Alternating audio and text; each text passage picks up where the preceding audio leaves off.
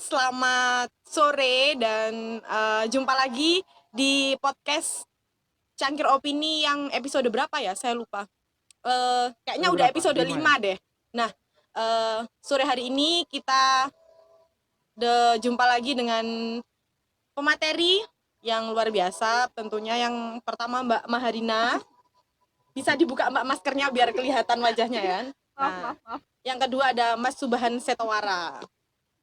Nah, dua orang ini aktivis luar biasa ya teman-teman. Jadi kita sore aktivis luar biasa iya ya? kan? Masih aktivis kan Mas ya? Iya. Oke. Luar biasa ya. Seangkatan kita kan, Pak? Ya, saya muda Pak, yang saya tua ya. Oke, pada sore hari ini kita akan membahas topik tentang Pak Malik Fajar di mata milenial. Jadi beberapa hari yang lalu sempat nih muncul di podcast, muncul di status-status WA, muncul di story IG tentang cover buku yang bagus sekali ya teman-teman. Ini jadi teman-teman milenial harus tahu, ini karya anak-anak muda yang bercerita tentang Pak Malik Fajar dari berbagai sudut pandang. Nah, salah duanya ada Mbak Maharina dan Mas Subhan Setowara. Yang buku mana tadi? Yang ini buku saya sendiri, Mas. Catatan harian. Oh, iya. Yang ini? Ada. Ketinggalan. Saya punya juga, Mas. Terima kasih ya. Nah, jadi sore hari ini kita akan bahas tentang Pak Malik Fajar di mata milenial. Nah, pertama nih yang saya berikan kesempatan untuk menyampaikan dan bercerita tentang Pak Malik Fajar. Mungkin Mas Subhan dulu deh, yang mungkin lebih kenal tentang Pak Malik Fajar. Sebenarnya Pak Malik Fajar ini seperti apa sih Mas orangnya?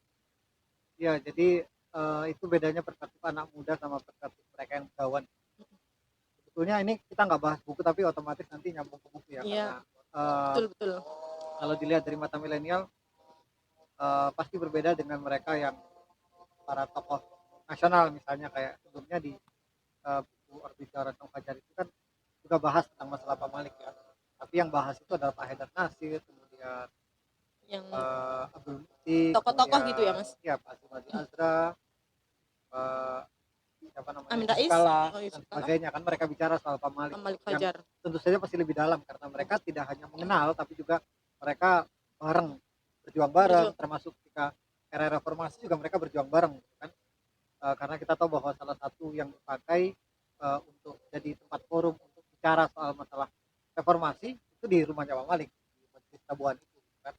Itu ada Pak Amin Rais terlibat, kemudian jadi rumah think tank gitu ya Mas ya? Itu rumah think tank itu.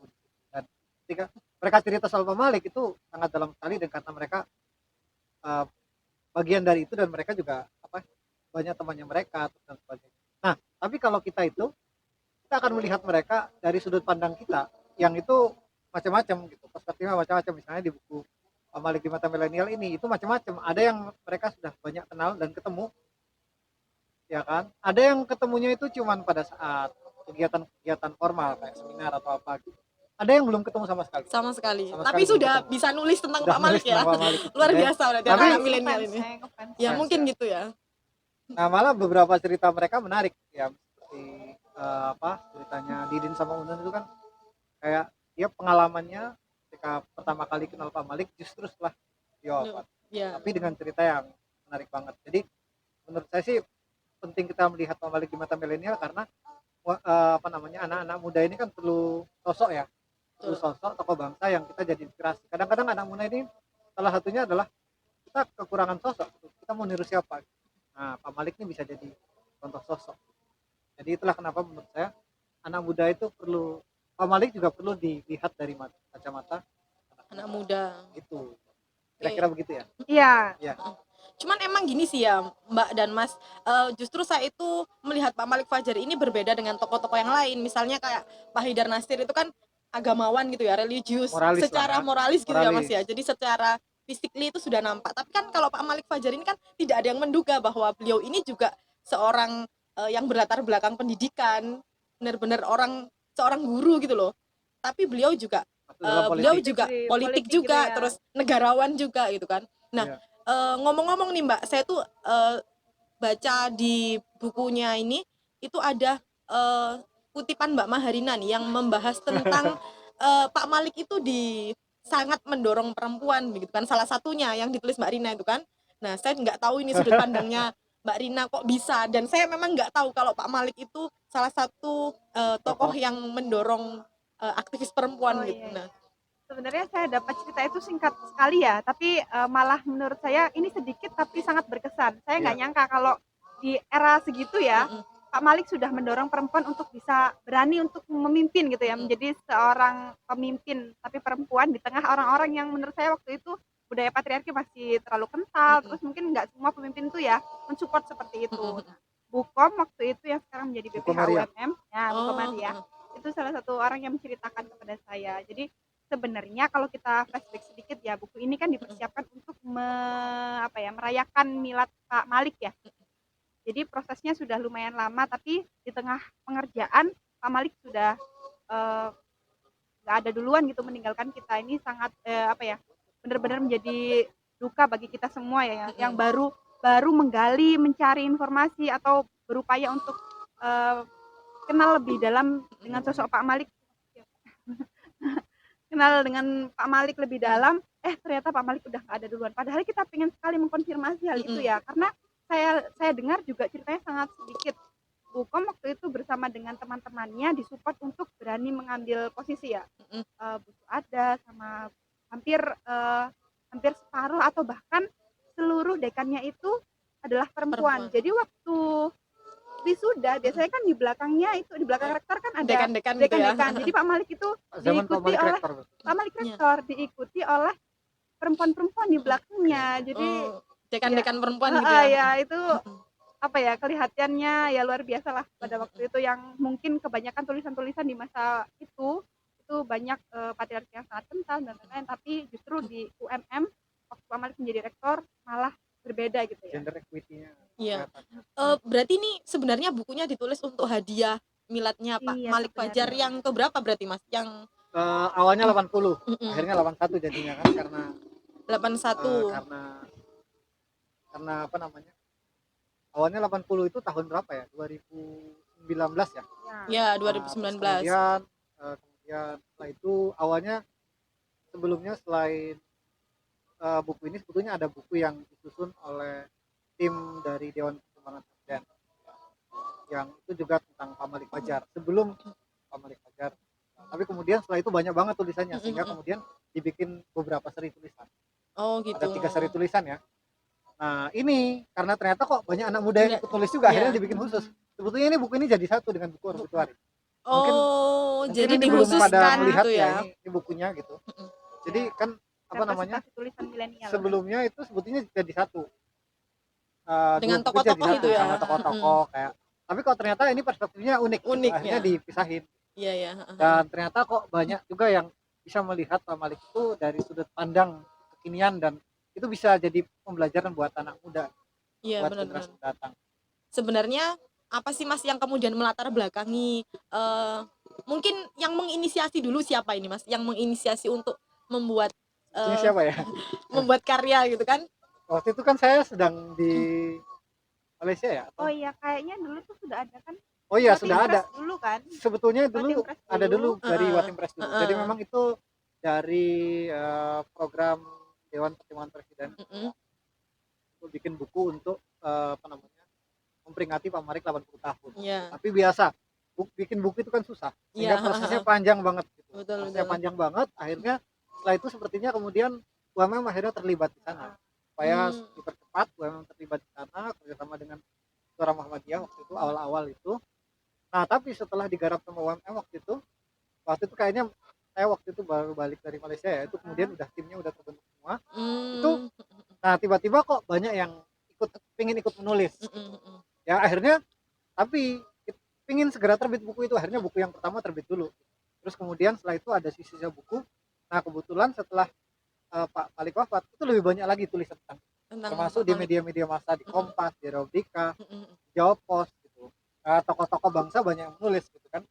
Nah, salah satu yang saya ingat adalah judulnya tulisan dari Pak Yusuf Kala Sang Fajar yang Menyinari. Nah, itu yang jadi inspirasi bagi buku yang kedua ya, Sang Fajar yang Menyinari. Jadi Pak Yusuf Kalla ini adalah orang yang sangat respect ya terhadap Pak Malik Fajar karena dekat juga, karena mereka juga sama-sama lama lama di pemerintahan ya, sama-sama lama di pemerintahan, sama-sama bertangan Bertangan dingin ya, dingin. sama-sama bertangan dingin, yang bukan tipe orang yang frontal, tapi mereka selalu jadi pertimbangan ketika di presiden di berbagai kabinet, mereka selalu jadi pertimbangan. Kalau kita lihat Pak Malik itu kan sebetulnya dari era Soeharto Iya, sampai benar. era Jokowi ya. Sampai era Jokowi. Era Soeharto Walaupun udah beda-beda masuk, ya Mas ya era jabatannya ya. Soeharto kan sudah masuk dalam pemerintahan, Iya, benar. udah jadi di Kemenak kan, Kementerian di Agama. Kementerian Agama, sudah jadi birokrat di Kementerian Iya. Agama waktu itu. Dan apa namanya, yang menarik adalah beliau tuh bisa menempatkan dua posisi sekaligus. Beliau bersifat kritis di satu sisi terhadap pemerintah karena berkumpul di Masjid Serbuan itu Iya. untuk bicara reformasi, tapi di sisi lain karena beliau sebagai birokrat, ya beliau juga bisa menempatkan diri Iya. gimana caranya untuk bisa menjadi seorang pengabdi terhadap negara. Nah itu kan bagi orang biasa itu susah memosisikan diri kayak gitu. Itu Iya. bisa dihantam sana sini kalau nggak pinter-pinter mainin peran. Berarti udah banyak ya buku-buku tentang Pak Malik Fajar ini. Eh, Udah, kalau saya tadi menyimpulkan kira-kira sudah ada 3 gitu Mbak ya. oh 3 itu yang baru. Yang baru. Tiga itu Tapi yang baru. sebelumnya itu ya Sebelumnya ada udah banyak. buku yang ditulis Pak Malik sendiri Pak Malik atau buku sendiri, yang atau dikerjakan oleh orang lain ya. sebetulnya kalau itu yang 3 buku itu maksudnya proyek anak muda, yang maksudnya digarap Sudut oleh pandang anak-anak orang muda. lain gitu ya. Ya, sudut Mm-mm. pandang orang lain Mm-mm. terhadap Pak Malik yang itu digarap bareng-bareng Mm-mm. karena sama-sama ingin tahu sebetulnya Pak Malik seperti apa. Akhirnya masing-masing orang bicara soal Pak Pak Malik Malik. dari berbagai Sudut sudut pandang, pandang. termasuk sudut pandang anak muda, dan ternyata sudut pandang anak muda ini banyak banget yang menarik dan justru Beda-beda gitu ya. antusiasmenya itu cukup lumayan tinggi anak muda ini. Nah, kalau tadi kan sudah ada tokoh-tokoh yang menulis tentang Pak Malik Fajar. Nah, kira-kira yang membedakan itu Mbak Rin, kalau menurutnya Mbak Rina yang membedakan dari tokoh-tokoh dengan sudut pandang anak muda itu apa yang membedakan Pak Malik Fajar itu kira-kira? Tentu perspektif milenial juga ya. Kan Iya. beda sama yang ditulis oleh tokoh-tokoh sebelumnya. Mungkin ya tadi yang sudah dijelaskan Pak Ahad itu dia mungkin dari gerakan politiknya dan lain-lain, tapi kalau anak muda itu mungkin karena nggak langsung kenal ya. Betul. Jadi kenalnya lewat buku karyanya Iya. beliau atau kenal dari orang lain, tapi anak muda ini berusaha untuk mencari tahu sebenarnya ya. Jadi dari itu akhirnya menurut saya apa ya, respectnya kepada Pak Malik tuh jauh lebih luar biasa gitu, karena dia kan sebenarnya nggak bersifat langsung, tapi dia mampu gitu loh menarasikan itu Menggambarkan ya. semua, menggambarkan itu semua kan. Jadi itu fans garis berat sebenarnya, Iya. fans garis kerasnya Iya, Pak Malik Pak ya. Malik justru yang di milenial itu, bukan yang bersinggungan langsung tokoh-tokoh tapi gitu kan. mampu menunjukkan karya-karya itu ya. Ya, dan ada satu pertemuan, bukan satu sih, beberapa Oh, pertemuan Iya, iya, yang terakhir-terakhir yang itu. kemudian pertemuan itu dinamakan sebagai forum CMM, Cendekiawan Muda Muda Muhammadiyah. Cendekiawan Muda Muhammadiyah. Pasti Pak Malik berdahulu itu Mas ya. Ya, tahu Dawuhnya Pak Jadi Malik. juga inisiasinya Pak Malik langsung Pak Malik. ya. Jadi Oh, Pak Malik ingin juga. mengumpulkan Langsung anak Pak muda Malik yang Muhammadiyah untuk bergerak ya. Pak Malik meminta lewat waktu itu Pak Rektor sama para wakil rektor ya, apa namanya, Pak Nazar, Pak Fauzan, Pak Samsul dan sebagainya, itu diminta coba cari dong anak-anak muda, baik dari kalangan dosen muda UMM, kemudian aktivis-aktivis Aktivis muda, muda. karena waktu itu mengumpulkannya di Malang gitu. Iya. Sehingga Jadinya waktu itu ya udah dosen-dosen UMM, aktivis-aktivis muda di Malang, Muda Muhammadiyah, kemudian Ikatan Mahasiswa Muhammadiyah, teman-teman IPM, dan juga aktivis yang lain ya. literasi, Literasi. Intelektual Muda Muhammadiyah itu dikumpulin dan diajak ngobrol dengan Pak Malik Fajar, dan itu kelihatan bahwa Pak Malik Fajar kok tetap asik ya kalau ngobrol sama anak muda gitu ya. Dan di tulisan saya juga saya ngelihat bahwa cara komunikasinya berbeda ketika dia ketemu anak muda di forum yang kecil, lebih santai dan lebih kepada meminta kita yang bicara. Ketika kalau misalnya di forum yang besar kepada mahasiswa baru atau di audiens yang sangat besar ribuan orang, dia kan bahasanya motivasional ya. Iya. Student Substansinya leader tomorrow, beda-beda gitu ya.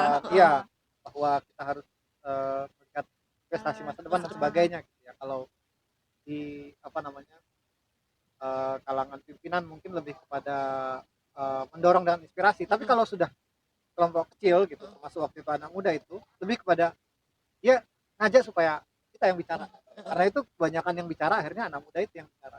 Ya. Tapi saya kira pemikiran Pak Malik yang sangat pro atau paham banget dengan anak muda itu sejak lama sih. Saya baca dari bukunya Pak Malik itu saya kenalnya ya memang dari situ Dari bukunya Pak bahwa Malik itu ya. iya Pak Malik itu sejak dulu apa ya kultur kerjanya itu selalu ingin bersinggungan dengan anak muda karena anak muda itu rentan dengan apa ya pokoknya seneng bekerja karena anak muda kan pikirannya juga masih bisa Bisa diajak diajak cepat kompromi lah gitu ya Mak ya. jadi karena masih muda didorong juga untuk terus belajar Belajar, terus bisa menulis. bersemangat terus juga oh iya Pak Malik juga Berkarya. sangat luar biasa ya meskipun kesibukannya di dunia baik itu birokrasi ya Birokrasi. tapi masih menyempatkan juga untuk menulis dan itu juga yang selalu terinspirasi oleh kita. Cuman emang ini sih kalau saya baca di beberapa tulisan ini ya dan beberapa buku di Pak Malik Fajar itu memang Pak Malik Fajar itu seneng banget dengan anak muda itu karena menurutnya beliau anak muda itu adalah investasi manusia gitu kan. investasi human Iya, investment ya, human Ya. investment gitu kan. Jadi investasi masa depan. jadi karena Pak Malik itu mungkin punya visi besar untuk kemajuan peradaban, jadi beliau sangat suka sekali dengan bergabung dengan anak-anak muda yang bisa diajak bekerja Ya, sama betul. seperti itu. Biasanya juga kalau misalkan kerja gitu malah Pak Malik shortcut dulu kalau misalkan timnya ada yang tua-tua dia milih sama anak muda biar Oh gitu ya Mbak ya? iya iya ada Oh, di oh bukunya ngomong-ngomong Mbak Rina udah pernah ikut bareng sama Pak Malik gitu ya? Maksudnya Ya itu kerja yang bareng bertemu gitu ya? bersinggungan yang oh iya CMM itu iya kan iya beberapa kali di bertemu CMM bertemu Hmm, sebelumnya juga kan karena kebetulan saya di kan. humas jadi Mm-mm. kalau acara-acara melihat gesture dan juga instruksinya tuh langsung ke anak Kan muda seingat saya juga ada Oh sempat gitu. foto yang Pak Malik sama yang ini anak-anak CMM ya. aktivis yang perempuan khusus kan, Oh ada iya kan saya di cari-cari setelah harusnya foto ya bareng kan, setelah foto Wah, bareng kok saya nggak ada ya? Iya. Ketinggalan berarti aku ini Mbak. kan Wah waktu itu ini, setelah foto bareng semuanya iya iya terus oh iya. iya habis itu yang ngajak yang perempuan ngajak, Heeh. ayo ayo kita yang perempuan nah. Oh gitu Yang ya? cowok-cowok Heeh. minggir dulu kan, oh sempat iya kan, ya betul betul sempat kan perlu waktu Wah dicari itu saya tuh ya ketinggalan ini waktu itu Mbak. Bu Lulu kan, Bu Lulu yang Bu Bu Lulu Lina, kemudian Bu Bu Rina, Tinu, Bu Tinu, saya kemudian Nuni. ngajak ayo kita Iya, yang ini foto-foto akhir foto bareng. bareng Oh akhirnya gitu. Iya, Ya mungkin itu salah satu bahwa apa perempuan maju lah. ya mendukung gitu ya, supportingnya Pak Malik Pak Fajar Malik gitu. tuh kalau manggil kita Dek ya, semuanya dipanggil Dek. Iya iya. Oh gitu Jadi ya? kayak ngakrapi gitu loh. Kayak yang Oh. ada misalkan ya anak-anak kalian Iya. Nggak, biar nggak ada kesenjangan Dek, gitu iya, kan padahal maksudnya. udah jauh banget ya harusnya tuh beliau udah kayak eyang Nak ya? kita ya. Iya, Cucu. iya. Kita tuh kayak Atau cucu. nak ya paling Ini enggak itu atau biasanya kan kalau seorang guru atau pendidik ya biasanya kan nak ya. Iya. Anak-anak cuman gitu. ya mungkin Enggak. karena itu bahasa kalau katanya Mas Subhan di tulisan itu bahasa komunikasinya Pak Malik itu memang berbeda dengan Ya, tokoh-tokoh sesuai yang dengan lain gitu. ya, komunikan. Komunikannya gitu kan. Mungkin kalau di forum besar itu seperti apa? Mungkin kita yang anak muda tuh sudah generasi ketiganya Pak Malik kan karena ya karena sudah seperti cucunya gitu kan. Jadi mungkin beliaunya manggilnya Dek begitu. Sama satu lagi sebetulnya yang sebetulnya itu mungkin jadi gaya anak muda sekarang. Ngopi. Oh, Pak Malik tuh suka ngopi banget ya? Ngopi. Oh, iya iya iya. Suka banget ngopi. Kalau ada Pak Malik sekarang mungkin Pasti. jadi narsum di cangkir opini ya. Cangkir opini. Bisa jadi ya kayaknya kita harus menghadirkan Iya. nanti. Bener, Tapi ya emang ada karena jadi gagasannya aja yang kita Makanya bicarakan. makanya rumahnya buat anak-anak muda di RBC itu, Rumah Cerdas itu kan sebetulnya mewakili gaya anak muda yang Pak Malik gitu ala ya. Pak Malik gitu kan. gitu. Kenapa? Yang suka baca, suka Ngopi. diskusi, dan yang penting adalah juga suka Ada ngopi. kopinya. Oh iya. iya. Kan suka ngopi, iya, ya betul, ada betul. kafenya Ada kan. My Smart Cafe Betul, Suka betul. diskusi, ada learning space untuk Emang diskusinya. perpaduan yang pas gitu ya Mas ya. Iya. RBC itu kayak perpaduan yang pas Jadi, gitu kan. Menggambarkan Pinter tapi asik gitu loh. Oh iya. Suka literasi tapi juga suka kopi gitu kan. ngopi. Ya Karena kan memang memang nggak bisa, aktivis dia gitu nggak ya. bisa kalau nggak ngopi. Kadang-kadang malah beberapa hal selesainya lewat ngopi. Karena berbagai cerita Pak Nazar kan beberapa kali cerita, banyak Iya. sekali keputusan-keputusan penting ketika rapat itu ya ngobrolnya ya nggak formal-formal, tapi nggak menghasilkan sesuatu yang apa namanya, suatu hal yang baru, tapi selesainya justru selesai mungkin pas rapat, tapi selesainya justru ketika Di warung itu kopi gitu ya. Iya. Pas ngopi-ngopi gitu Obrolan ya. non-formalnya itu yang justru Formalnya bisa ya ketika menyelesaikan ya. ngopi. Tapi mungkin ada satu pembahasan yang juga perlu kita ingat ya sebagai milenial yang kita lihat dari gerakan Pak Malik. Pak Malik itu sangat inklusif ya. Sama Iya. dalam setiap kesempatan mesti mengingatkan untuk ayo bikin acara yang mengaitkan dengan agama lain, Oh, Multikultur ya. multikultur ya. terus dengan budaya lain itu tetap harus dilibatkan. Ya itu apa namanya, saya kira itu juga banyak diikuti oleh UMM kan sendiri kan, Iya. misalnya kedekatan dengan Tionghoa dan sebagainya, ya para Romo dan sebagainya, Iya. ya itu juga kelihatan dari itu juga. Sempat Jadi- waktu itu juga mengundang seluruh perkumpulan apa ya komunitas agama baik FKUB gitu kali Pak ya, apa iya ya tapi ada namanya? yang Tionghoa juga terus Ada pemuka juga. agama semua dikumpulkan Mm. yang dulu namanya festival kebangsaan ya dihadiri Festival oleh Pak JK kebangsaan. juga. Oh gitu. Yang sampai sekarang kan masih jadi tradisi ya. Iya, Di- iya. Karena Memang pandemi aja ini.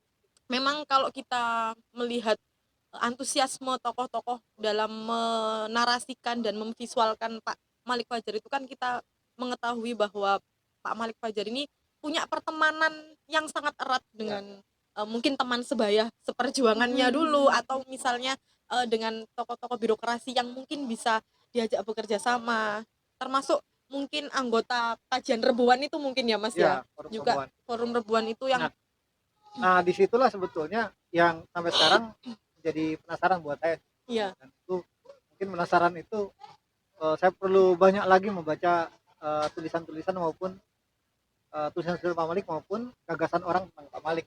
iya Karena yang bikin penasaran adalah bahwa Pak Malik ini seseorang yang bertangan dingin kan. iya Sebetulnya kalau dari betul. di publik kan sebetulnya nggak begitu banyak kelihatan. Iya, kayaknya Ya di kan? balik layar gitu ya Mas Banyak ya di balik, orang iya. melihatnya di balik iya, layar. balik Tapi layar. beberapa kali Pak Nazar bilang bahwa Pak Nazar dan Pak kedua Nazar Pak Nazar tuh juga banyak ya. di Oh ya, kan Pak juga Na- identitasnya Pak kan ada Nazaruddin yang nggak Malik tahu ini- barangkali Pak anu dari Pak Nazaruddin Malik Malik ini adalah anak kandung Putranya dari ya. putra Putranya sekaligus putra kandung dari apa namanya Pak Malik Pak Fajar Malik Fajar. yang sekarang menjadi penasehat apa di RBC? Penasehat atau apa Iya, itu Mas? pembina Pembina di RBC RBC. sekaligus juga wakil rektor 2 dua di UMM. UMM. Nah itu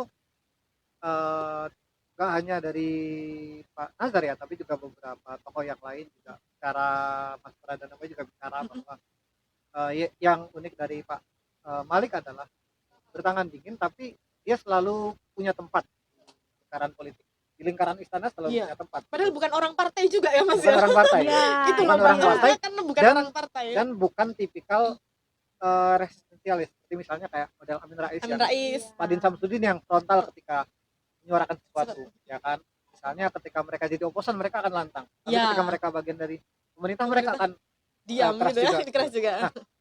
Nah, jadi bersuara tipe-tipe yang bersuara lantang itu kita bisa lihat di sosok Pak Amin, kemudian Pak Din. Din. Tapi sebaliknya tipe-tipe yang meneduhkan suasana, Mencerahan gitu kan. ya itu kan ada di Pak Pak Haidar Haidar dan Nasir, dan mereka selalu tampil. Pak Pak Malik Safi'i ini gitu ya. kalau kita lihat jarang tampil, Iya, memang Iya. sih Mas. jarang tampil, tapi entah kenapa ada berbagai pertimbangan untuk posisi-posisi pemerintahan itu Mm. seringkali penentunya adalah Pak Pak Malik Malik. Fajar, Ya betul. sama dengan tulisan Pak Malik itu kalau misalkan bahasanya seperti ini Pak Malik bilang jadilah orang yang menciptakan arus, orang yang mengikuti arus. Jadi Oh. semangat seperti itu mungkin bisa kelihatan dari gerakan-gerakan Gerakan Pak Malik. bisa, Iya. bisa itu ya dari situ ya, dan itu yang sampai sekarang kalau misalnya kita melihat sosok Pak Malik banyak yang kita bisa pelajari, tapi bagaimana kita bisa meniru Pak Malik dalam hal itu yang Nah. sebetulnya merupakan satu Merupakan hal yang satu hal yang nggak- sulit nggak gitu mudah ya. gitu, nggak mudah. Prosesnya juga lama kan Iya, Mas. kita bagaimana Anda menjadi think tank di satu kesempatan, Kesempatan. di kesempatan yang lain juga menjadi bagian Bagian dari dari Ah, itu. yang susah Soalnya sekali biasanya ya. kalau begitu tuh orang akan yang ikut berbeda aja berbeda gitu. siklus. betul. Kita akan mengikuti arus gitu kan Mbak. Iya. Kalau kita jadi oposisi ya oposisi. Iya. Kalau kita jadi Betul. bagian dari itu kan. Tapi kalau Pak Malik ini kan enggak. Di sisi lain beliau juga menjadi bagian dari pemerintah. Di sisi lain ketika kebijakan pemerintah ini tidak Yang baik, kurang beliau juga yang Iya. menyuarakan kan Kritik. gitu. Ya lihai, sangat lihai juga kan dalam, Mm-mm. termasuk ketika ya bayangkan pernah menjadi menteri agama. Muhammadiyah menjadi padahal itu menteri biasanya agama bukan itu kosnya Di zaman segitu ya. kosnya itu jelas. Iya. Iya, iya. Cuman Pak Malik itu dengan gaya komunikasi yang bagus, kemudian mendekati Gus Dur Gus gitu Dur, ya Mas. betul. Nah, Pendekatan mendekati Gus Dur. juga. Jadi, Heeh. ya kalau saya sih lebih melihat dia itu beliau tuh punya apa ya, mungkin stylenya mungkin mirip Pak Muslim Abdurrahman yang lihai gitu, Iya. sangat lihai. Cuman bedanya Yang Muslim. kelihaiannya Pak Muslim Abdurrahman itu kultural banget. Oh gitu ya. KSM, tapi juga di partai politik juga punya, Punya. tapi jarang masuk dalam birokrasi pemerintahan. Iya. Jadi sama-sama lihai mereka secara kultural gitu ya. Pak Malik juga begitu kan, Iya sangat benar. lihai tapi Pak Malik ini sekaligus juga menjadi birokrat di Iya. pemerintahan. Nah mungkin Betul. uniknya di situ. Itu yang mungkin yang membedakan ya. Jadi Pak Malik ini seseorang tokoh yang unik yang mungkin milenial ini suka Pak Malik karena Pak Malik ini di sisi lain menjadi guru, tapi di sisi lain juga Kiprahnya juga kiprah, menarik iya, untuk kiprah ditiru kulturalnya gitu, itu juga kira-kira. bagus. Apa sih maksudnya pemikirannya bisa kita dapat, tapi Gerakannya kiprahnya juga kayaknya iya, kita bisa kita perlu tiru ikutin gitu, gitu kita ya. ngikutin. Mungkin itu yang menarik anak muda gitu ya Iya, Mbak ya, iya, Betul, terutama betul. apalagi yang kayaknya banyak juga yang nulis dari perempuan gitu kan Mbak ya, Ya, yang perempuan ini ada aktivis-aktivis perempuan gitu ketua kan. NA, ketua Nahdlatul Asia, Asia. ketua pimpinan pusat Pimpinan Oh, pusat Mbak gitu Dia, ya. ya, ya. Mbak Diah seputar ini. Mm. Ya. Kemudian ada banyak aktivis-aktivis perempuan juga. Ya. Jadi memang kalau kita berbicara Pak Malik itu, bahkan saya itu tidak mengira bahwa ada seorang akademisi, pendidik yang sekaligus juga politisi dan pejabat birokrasi. Kan Ya, hanya ya. Pak Malik Ya, Fajar, ya. Mas, yang mungkin dari sisi kita itu Kuat ya, dia, seimbang ya ya, dari segi seimbang pemikiran maupun kiprah. Ya. kiprah. Ya, Nah, karena satu sisi ada yang mungkin kuat pemikirannya sehingga dia menjadi sosok moralis lah, penjaga ya, moral bangsa. penjaga- gitu ya. nah, mungkin Pak Haidar, Pak Heeh. Haidar. Tapi di sisi lain ada yang beliau akhirnya terjun ya. betul Terjun benar-benar terjun ke politik sehingga citranya itu menjadi seorang ini politik gitu Iya. loh. Maksudnya, dan pengaruhnya juga besar gitu loh Iya, terhadap iya, iya. Ya mungkin Pak Malik tuh orang yang meskipun kuat bacaannya, Pak Malik juga orang yang pintar merefleksikan bacaan ya. Ya. Jadi kan hasil bacaan yang kuat itu mungkin dia langsung refleksikan dengan Betul. tindakan. Zaman itu tahun 2004 ya, waktu Pak Malik menjadi menteri kan orang-orang belum ada gerakan literasi dari masyarakat yang dekat dengan masyarakat. Pak Malik sudah bisa membuat sebuah rumah baca yang bisa siapa aja bisa membaca di situ gitu. Itu juga hasil dari koleksi buku bacaan sendiri yang bisa dibaca oleh semuanya. Dan pada jadi waktu RBC itu Mbak iya, ya RBC jadinya itu awal mulanya RBC kan itu. Tapi kan ya tahun 2004 mungkin nggak banyak ya. Tapi Pak Malik meskipun posisinya ini kan jadi sudah di birokrat ya. ya, Tapi birokras. masih mau gitu loh memikirkan hal-hal kecil seperti itu di grassroots gerakannya seperti apa gitu. Betul. Betul sekali ya. Karena beliau di 2004 itu ngomongkan literasi mulai dari beliaunya sendiri, perpustakaannya beliau sampai hari ini literasi di kalangan kita, komunitas-komunitas literasi itu sudah mulai menjamur gitu kan. Nah, mungkin Pak Malik Fajar ini salah satu tokoh yang pemikirannya melampaui zaman. Jadi prediktif gitu ya Mas ya. Itu juga kata-kata yang Pak Iya kan? Malik ya. Jadilah orang yang melampaui berpikir melampaui zaman gitu. Jadi kayak Jangka panjang gitu ya. kayak gitu loh Mbak. Jadi kayak pernah hal yang sudah terjadi hari ini sudah pernah dipikirkan Pak Malik sebelumnya kayak gitu loh. Orangnya benar-benar yang prediktif Visioner gitu ya. kan. Cuman beliau juga diagnostik gitu kan, kalau kata Mas Subhan di tulisannya kan beliau juga diagnostik. Jadi beliau itu juga mengkaji itu dari akar masalahnya, mendudukkan masalahnya, kemudian dianalisis sampai menemukan solusi. Mungkin itu yang kemudian menjadi gerakan Pak Malik Fajar yang mungkin saya juga terinspirasi dari cara beliau itu. Cuman kita sebagai anak muda mungkin teman-teman sahabat Cangkir Opini kalau penasaran, kalau kita mengulas semua isi buku ini, teman-teman nggak akan membaca dan nggak akan membelinya gitu kan. Jadi saya hanya mengulas beberapa tulisannya penulis muda yang merefleksikan, menarasikan tentang Pak Malik Fajar. Jadi sahabat Cangkir Opini jangan lupa beli buku ini ya. Ditunggu Nanti acara bedah bukunya ya. Karena ini kan belum iya. beda buku ya. Ini Iya, kan baru kenalan ngomong-ngomong dengan ini Pak belum Malik udah aja. buku ya. Jadi ngomong-ngomong ini kayaknya harus follow oh Cangkir iya, Opini. Biar ya jangan tahu lupa ya kajian-kajian follow selanjutnya.